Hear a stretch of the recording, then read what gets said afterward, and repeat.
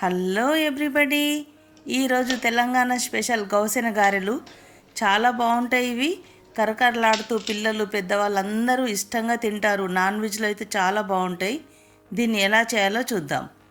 4 cups గోధుమ పిండి, 1 cup శనగపిండి వేసుకోవాలి.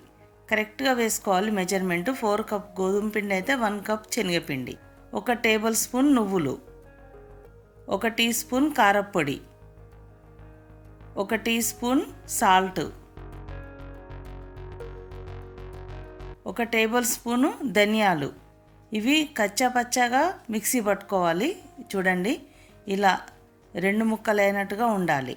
ఆ తర్వాత 2 టీ స్పూన్ల జీలకర్ర, ఒక 12-10 వెల్లుల్లి రెబ్బలు వేసేసుకొని మెత్తగా పేస్ట్ పట్టుకోవాలి.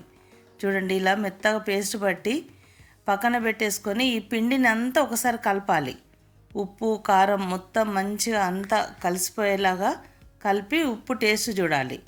కొంచెం తక్కువ ఉంది, ఇంకొంచెం వేసుకోవాలి. ఆ తర్వాత మనం బరగ్గా పట్టుకున్న ధనియా పొడిని వేసేసుకోవాలి. ఒకసారి అంతా ఇలా కలుపుకోవాలి.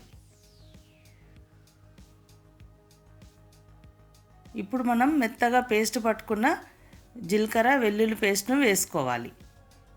అంతా వేసేసుకొని ఒకసారి పిండిని మంచిగా కలపాలి. ఈ గారెలు చాలా బాగుంటాయి. ఆ తర్వాత కొన్ని వాటర్ పోసుకుంటూ పిండిని గట్టిగా తడుపుకోవాలి. అస్సలే మెత్తగా తడపద్దు. మెత్తగా తడిపినామంటే మనకు అసలు ఈ గౌషన్ గారెలు కరకరలాడుకుంటూ మంచిగా రానే రావు. చాలా గట్టిగా తడుపుకోవాలి. చూడండి, ఇలా ఎంత మనకు వీలైనంత గట్టిగా తడుపుకోవాలి. ఈ పిండి తడుపుట్లోనే ఉంటుంది గౌషన్ గారెల టేస్ట్ ఎలా వస్తుందనేది. చూడండి ఎంత గట్టిగా ఉందో. ఇలా తడిపేసి ఒక 10-15 నిమిషాలు పక్కన పెట్టేసుకోవాలి. మూత పెట్టేసి పక్కన పెట్టేయాలి. 15 నిమిషాలు అయింది. ఇప్పుడు వీటిలను ఇట్లా చిన్న చిన్న బాల్స్ లాగా చేసుకోవాలి.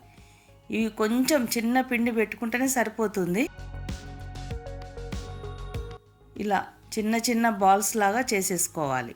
ఇలా అన్ని బాల్స్ లాగా చేసి పక్కన పెట్టేసి మనం పొడిపిండి వేసుకుంటూ గోధుమ పిండే వేయాలి పొడిపిండిగా. ఇలా మనం పాపడాలు చేస్తాం చూడండి, అలాగా సన్నగా లాటివ్వాలి. చాలా సన్నగా అంటే మనకు ఎంత వీలైతే అంత సన్నగా ఈ గౌషన్ గారెలు చేయాలి. ఇట్లా పొడిపిండి వేసుకుంటూ లాటివ్వాలి. ఆ తర్వాత ఈ పిండిని దులిపేసేయాలి. మనకు ఆయిల్లో పడకుండా ఉంటుంది ఈ పిండి. పొడిపిండి ఆయిల్లో పడుతుంటే కొంచెం నల్లగా అయిపోతుంది ఆయిల్ అంతా. అందుకని ఇలా దులిపేసుకోవాలి. చూడండి ఎంత సన్నగా లాటించుకున్నామో. ఇలా సన్నగా పాపడాల్లాగా చేసుకుంటూ అన్నీ పక్కన పెట్టేసుకోవాలి.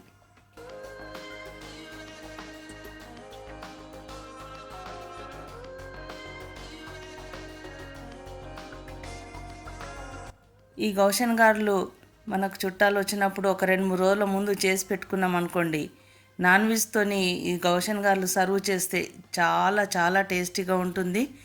మనకి ఈజీ కూడా ఉంటుంది ఆ రోజు.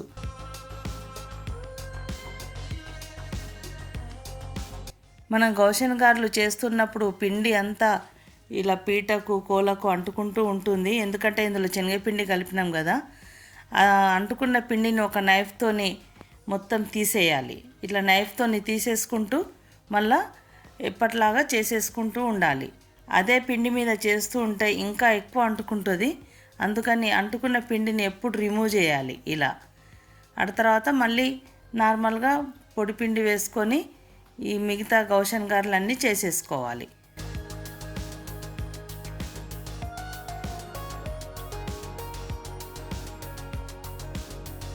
చూడండి, ఇలా అన్నీ చేసేసి పెట్టుకోవాలి.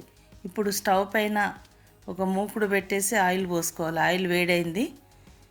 అందులో ఈ గౌషన్ గారెను వేసేసుకొని మంచిగా గోలివ్వాలి.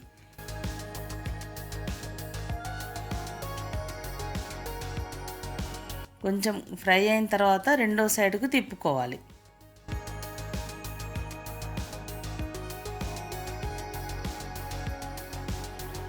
కొంచెం కార్నర్స్ కలర్ మారాలి అంతే. చాలా ఈజీగా మంచిగా ఫ్రై అయిపోతుంటాయి. ఇలా మంచిగా ఫ్రై చేసి పక్కన పెట్టుకోవాలి.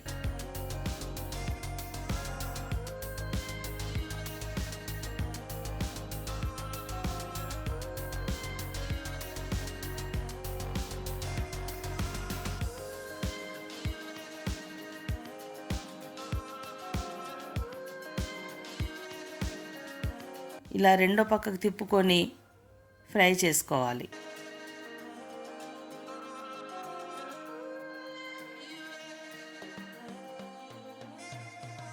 అన్నీ ఇలాగే నూనెలో ఫ్రై చేసి తీసుకోవాలి. ఈ గౌషన్ గారెలు కరకరలాడుతూ పిల్లలు పెద్దవాళ్ళందరూ చాలా ఇష్టంగా తింటారు. చూడండి ఎంత మంచి సౌండ్ వస్తుందో. మీరు కూడా ఈ గౌషన్ గారెలు ఒక్కసారి చేసి చూడండి. ఈ వీడియో నచ్చితే లైక్ చేయండి, షేర్ చేయండి, సబ్స్క్రైబ్ చేయడం మాత్రం మర్చిపోకండి. Thank you.